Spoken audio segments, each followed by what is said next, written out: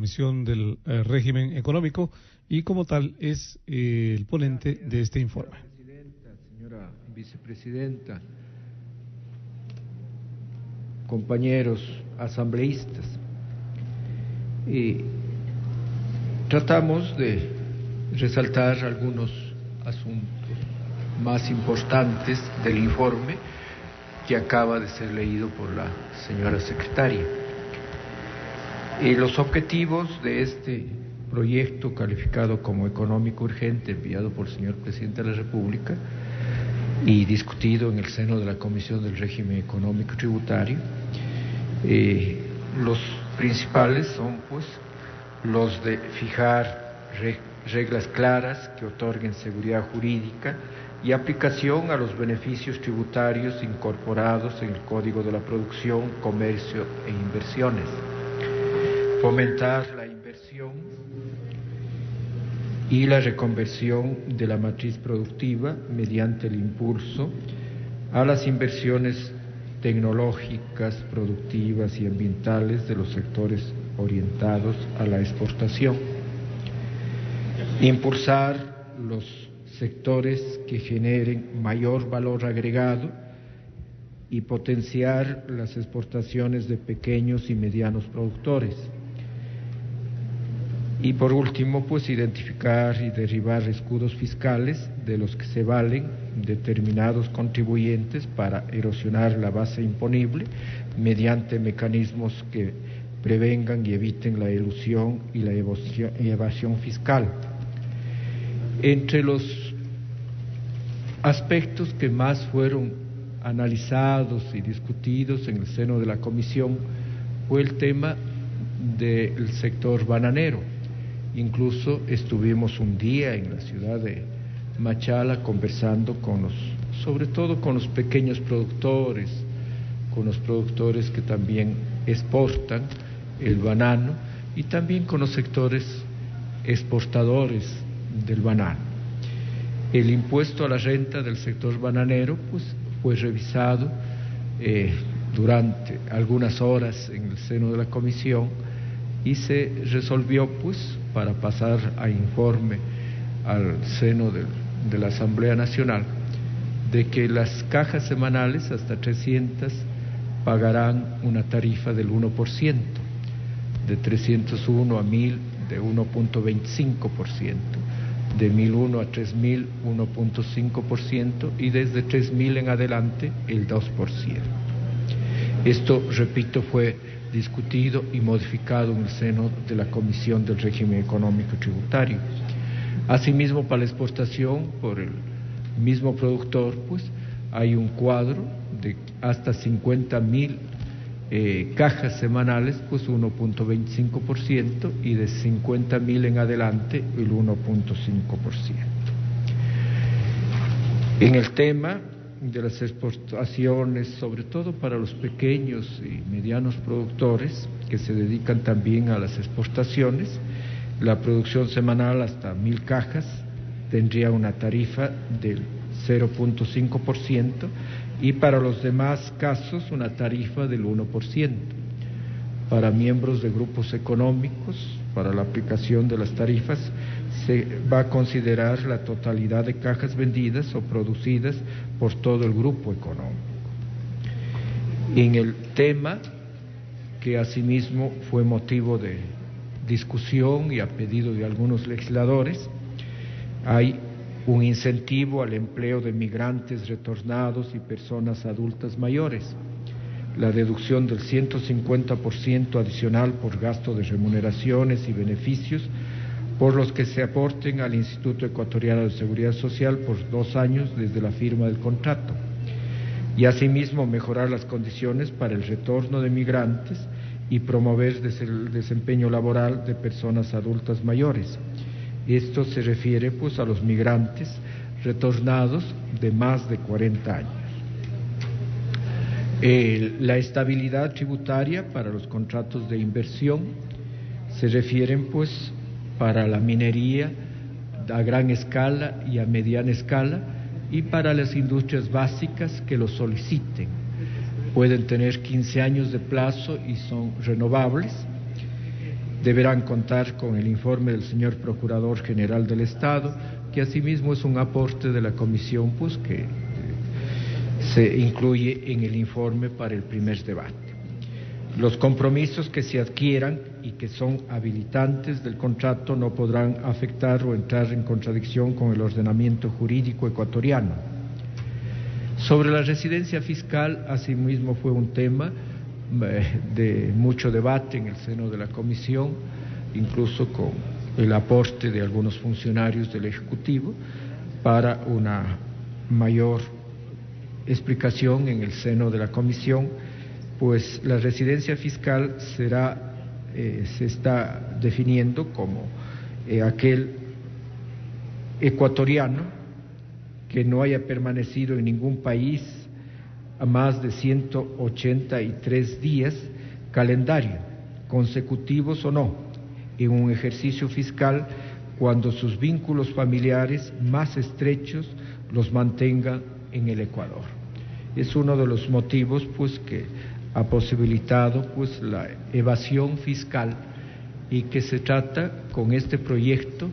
de ley evitar estas evasiones. Serán residentes fiscales quienes sumen 183 días, incluyendo ausencias esporádicas en el Ecuador,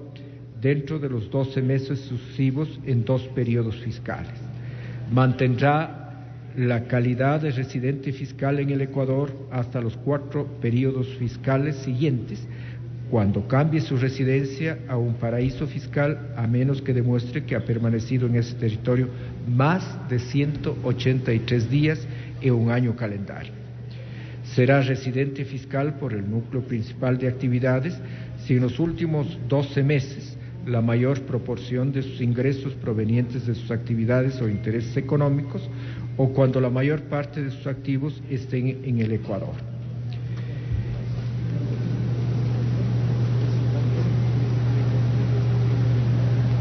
La obligación tributaria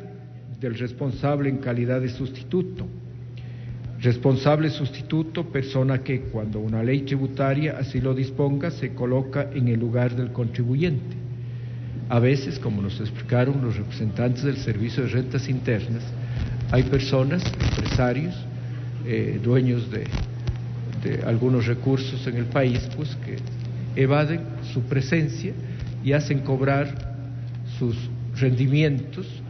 sus aportes con otras personas y dicen: no, yo no he sido o no soy el responsable. Entonces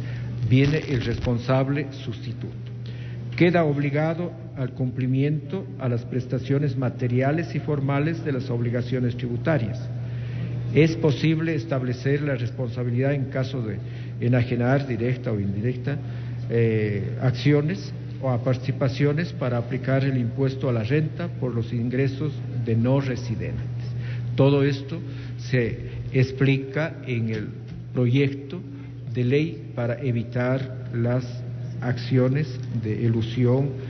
y fraude fiscal. La determinación a los sustitutos por la venta de acciones sobre no residentes, asimismo, pues hay una explicación mayor con este proyecto de ley. La persona natural o sociedad que no ha sido informada tendrá derecho de repetir contra el adquiriente. La persona natural o sociedad que enajene acciones u otros derechos deberá informar al adquiriente y a la sociedad domiciliada en el Ecuador cuyas acciones o derechos se enajenan sobre las obligaciones que como sustituto podría tener la sociedad domiciliada en el Ecuador. El impuesto a la renta de sociedades, que asimismo fue modificado, pues, sobre todo para aquellas sociedades, aquellos inversionistas que tienen alguna participación en empresas que tienen su domicilio en paraísos fiscales y se sube pues al 25% y el 22% a los ingresos gravables obtenidos por sociedades constituidas en el Ecuador se aplica la tarifa del 22%. El único impuesto que sufre un incremento fue el del impuesto a los consumos especiales, a los cigarrillos, de 9.25 centavos a 13.1 centavos por unidad. Los argumentos señalados por los representantes de la industria de tabacos pues fueron escuchados y analizados en el seno de la comisión, pero se resolvió que los cambios anteriores, pues después del análisis respectivo, los cambios anteriores de tarifa no han tenido gran incidencia en la actividad productiva de la hoja de tabaco, ni en los puestos de trabajo, que fueron los argumentos expuestos por los representantes de la industria de tabacos. Elevar la tarifa permitiría prevenir la adquisición del hábito de fumar en las nuevas generaciones. Se revisó también el convenio marco para el control de tabaco de la Organización Mundial de la Salud, en donde se señala explícitamente que cada país tendrá en cuenta sus objetivos nacionales de salud y podrá aplicar a los productos de tabaco políticas tributarias y de precios tendientes a reducir el consumo de tabaco. Los temas adicionales a los hoy expuestos fueron analizados en el marco de la integralidad del proyecto y se destacan los siguientes: deducción del 100% adicional por inversiones nuevas por 5 años para sociedades existentes antes del Código Orgánico de la Producción, Comercio e Inversiones, incluyendo zonas urbanas de Quito y Guayaquil que estuvieron pues fuera de estos incentivos dentro del Código Orgánico de la Producción, Comercio e Inversiones. La inclusión de las micro y pequeñas empresas en las deducciones adicionales del 100% por gastos de capacitación, estudios de mercado y promoción en el exterior de sus productos. Estarán exentas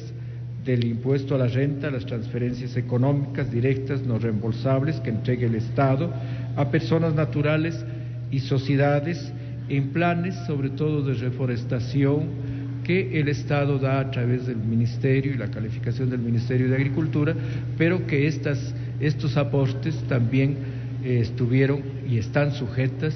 al pago del impuesto a la renta. Ahora, con esta disposición, en caso de ser aprobada esta ley, pues estarían exentas de estos aportes a aquellas empresas que han recibido estos incentivos por parte del Estado. Una síntesis última, señora Presidenta, sobre los incentivos: exoneración del impuesto a la renta por 10 años para inversiones nuevas en industrias básicas,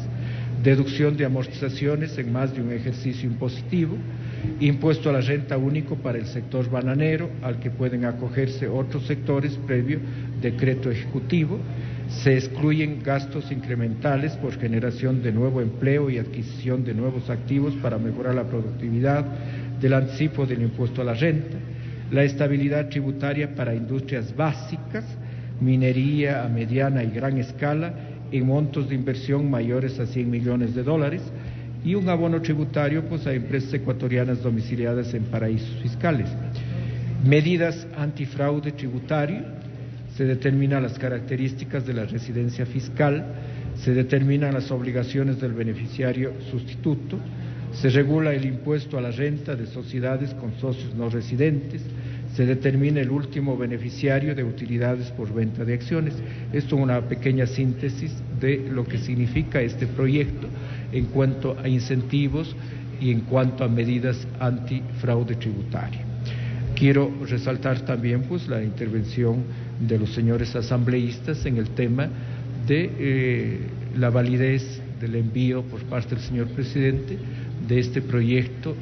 calificado como económico y urgente. El asambleísta doctor Ramiro Aguilar opina que este proyecto de ley urgente en materia económica vulnera el artículo 301 de la Constitución y el artículo 68 de la Ley Orgánica de la Función Legislativa.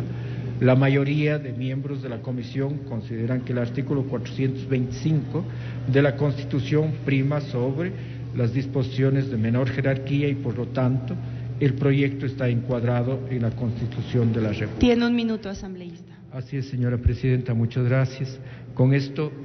termino, señora presidenta, y está en consideración de los asambleístas y sobre todo todos los aportes que el día de hoy hagan servirá para mejorar este proyecto y presentar el informe oportunamente para el segundo y definitivo debate, señora presidenta. Muchas gracias.